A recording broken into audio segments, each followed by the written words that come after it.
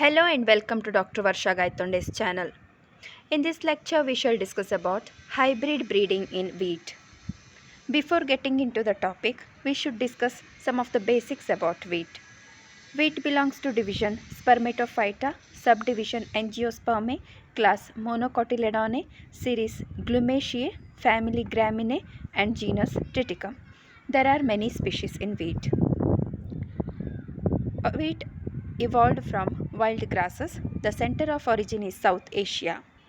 Large genetic variability is observed in Iran, Israel, bordering countries. If we talk about diploid wheat, Asia Minor is the origin. Abyssinia and North Africa is the original place of tetraploid wheat, that is 4x. Then hexaploid wheat's origin is Central Asia. If we take about the evolution of wheat, there are three different genomes in the hexaploid wheat.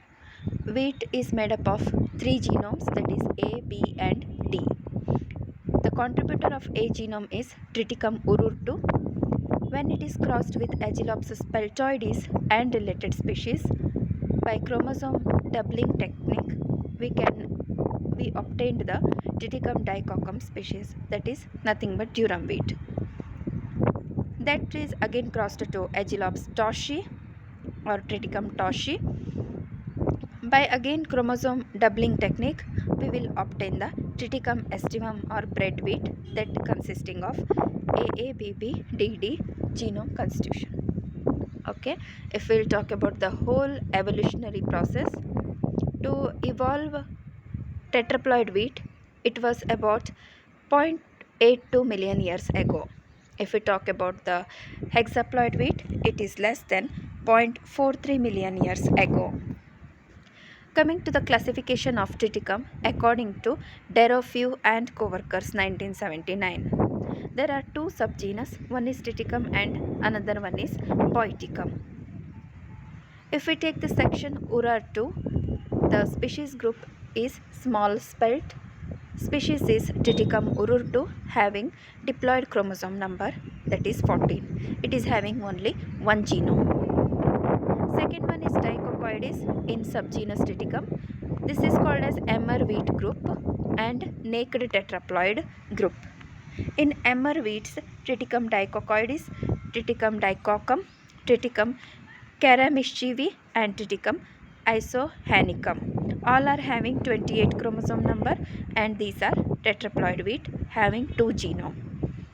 Among naked tetraploid, Triticum turgidum, Triticum jacobizineri, Triticum durum, Triticum turanicum, Triticum polonicum, Triticum ethiopium, Ethiopium, and Triticum cartlicum. All are having 28 chromosome number and 2 genome. They are A and B. In Triticum section, spelt wheat and naked hexaploid wheat. Spelt wheat are Triticum macha, Triticum spelta, and Triticum vavilovi. All are having 3 genome, ABD, and chromosome number 42. Among naked hexaploid, Triticum compactum, Triticum estimum, Triticum spirococcum having 42 chromosome numbers again. In the subgenus Boiticum, again there are three sections: Monococcum, Dimorphidae, Kihare. In Monococcum, small spells and naked diploid is the classification. Small spells are Triticum boiticum and Monococcum. Both are having 14 chromosome number and these are diploid species. Naked diploid is Triticum synskache, that is again a diploid species. In Timophivae section, emmer wheats and naked tetraploids. Emmer wheat are Triticum erratium, Triticum timophivae, and Triticum zukowski. Erraticum and Timophivae are having diploid chromosome complement, whereas Zukowski is having hexaploid complement, or it is classified in hexaploid group. Naked tetraploid are Melicinae, that is a tetraploid species. In Kihare section, spelt wheat, that is Triticum Kihare, again a hexaploid. Why I am discussing all this classification? Because in many of the competitive exams like JRF, SRF, they'll give a particular species name and they may ask for the section to which it is belong or a species group to which it may belong. The main species of wheat are, I am going to give you some common names and their botanical name. Triticum aestivum is bread wheat, as you know. It is also called as Mexican dwarf wheat. Triticum compactum is club wheat. Triticum vulgare is bread wheat. Triticum spelta is spelta wheat. Triticum macha is macha. All are hexaploid wheats. Among tetraploid wheats, macaroni wheat is Triticum durum. Triticum dicoccum is emmer wheat. Triticum persicum is Persian wheat. Triticum turgidum is pollard wheat. Triticum monococcum is a diploid wheat, which is also called as ancon wheat. Coming to the major cultivated species in India, Triticum aestivum is the highest cultivating species, occupying about 95% of the area. It is grown in almost all the Gangetic belt and northwestern plains. Then Triticum durum occupies about 4%. This is in the Deccan Plateau like Madhya Pradesh, Maharashtra, southern Rajasthan, few locations of Punjab, means it covers western India also. Triticum dicoccum is only 1%. That occupies Karnataka, Maharashtra and Tamil Nadu. This is only for macaroni purpose. Next we shall just focus on the gene pool of wheat, because whenever we think about the crossing program, we should know which are the close relatives, which are the distant relatives of any variety or species. Okay, so if we talk about wheat, Aegilops is the close relative of wheat, that is coming under secondary gene pool.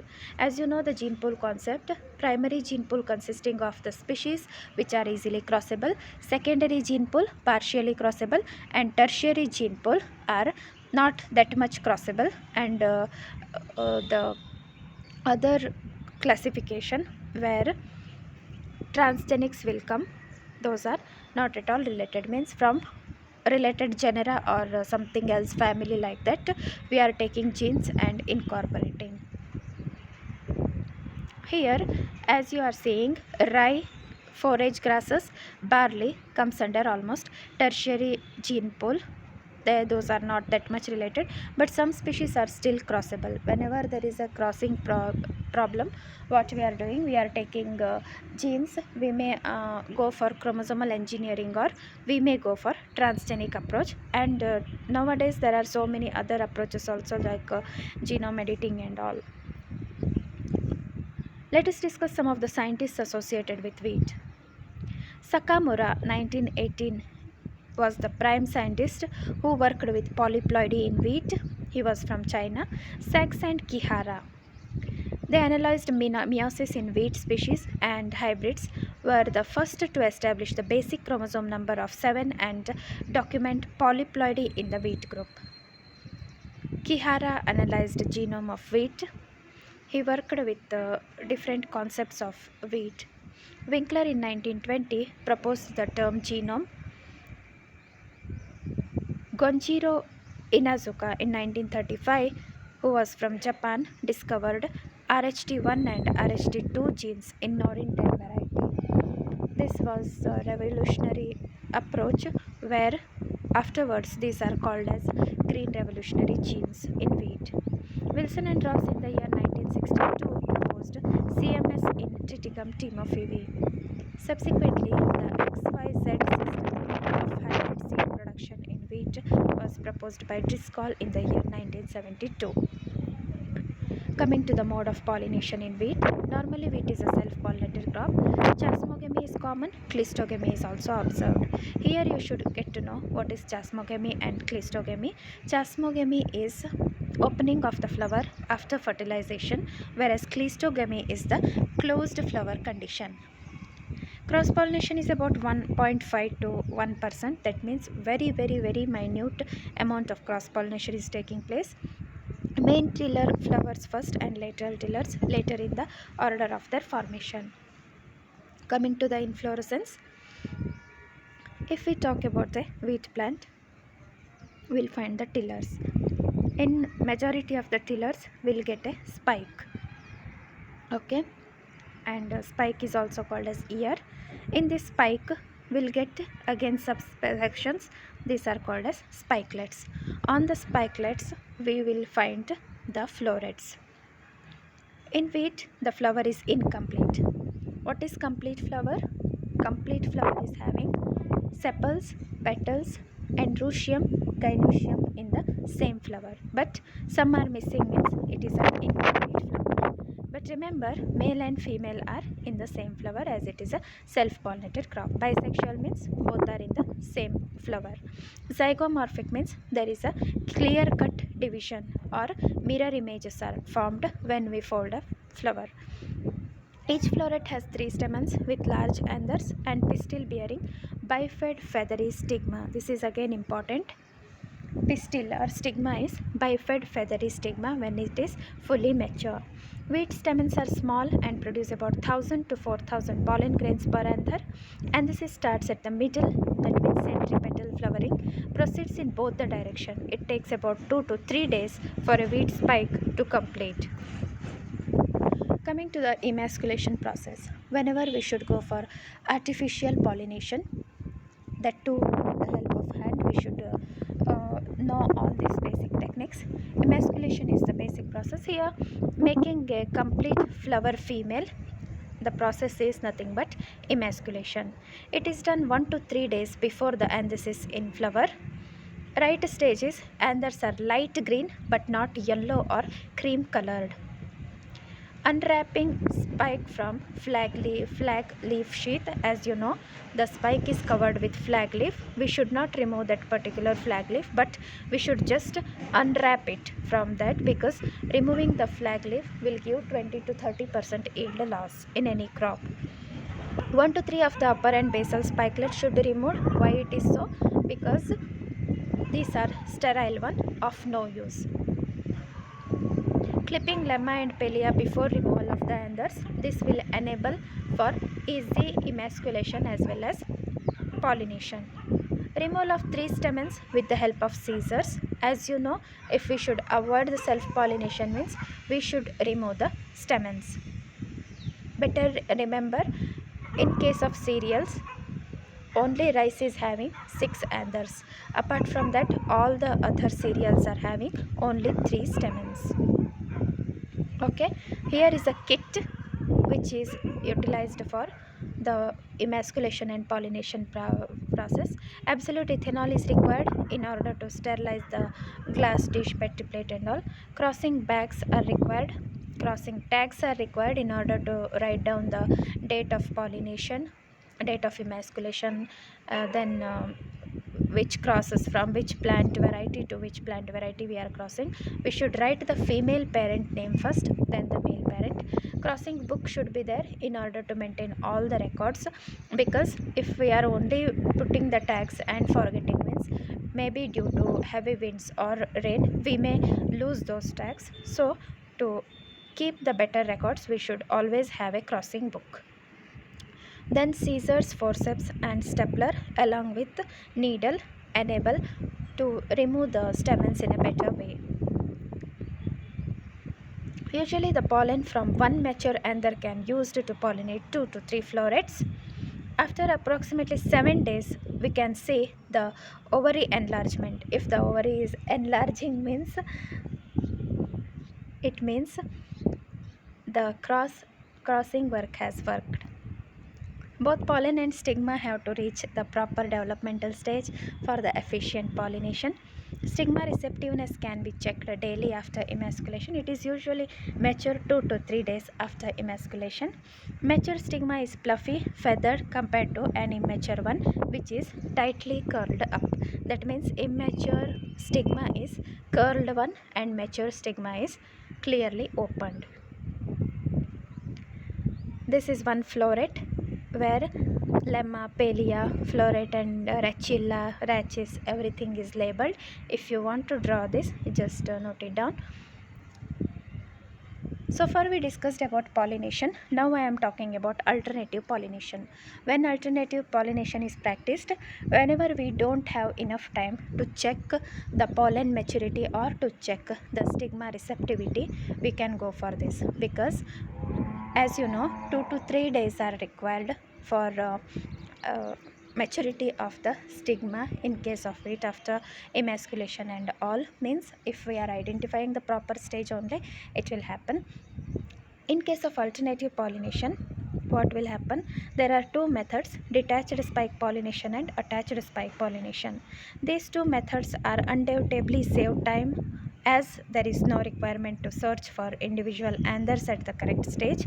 They can also achieve high seed set levels on a par with the traditional pollination method. Here what we will do, we'll take a bag, polythene bag, and we'll tag two right stage spikes, or will pluck out one this one spike and tie it with the other female spike where it should get pollinated. What is the benefit of this? Means we may due to increasing the temperature, pollination mechanism will be more successful and we may not lose many of the pollens. Okay, this gives 70 to 80% successful pollination. Coming to the scope for hybrid breeding in wheat, average yield advantage up to 2.05 tons per hectare, that is 10 to 20% over the highest yielding pure line or better quality line, better response to fertilizer, better root penetration, better rate or duration of grain filling, along with that resistance to biotic and abiotic stress. All this along with lodging tolerance and uniform plant establishment are the important utility of or scope for hybrid breeding in wheat. Next we shall see why hybrid breeding is difficult in wheat. As you know, wheat itself is a hybrid. So far in some of the previous slides I discussed about the allohexaploid nature of wheat. That means it is a blend of three genomes, that is A, B and D. Okay, so during the evolution process only it is a hybrid, so still more increasing of the hybridity is quite difficult. Being Cleistogamous and Chasmogamous, outcrossing is only up to 1%, so crossing is quite difficult. Techniques like male sterility, self-incompatibility, genetic engineering, chemical hybridizing agents are also there, but these are having their own limitations, and cost is also a major issue. And many of the private companies are also attempting to make hybrids in wheat, but it is a utter failure, because there are no stably established, many methods are there but not a stably established method to go for hybridization.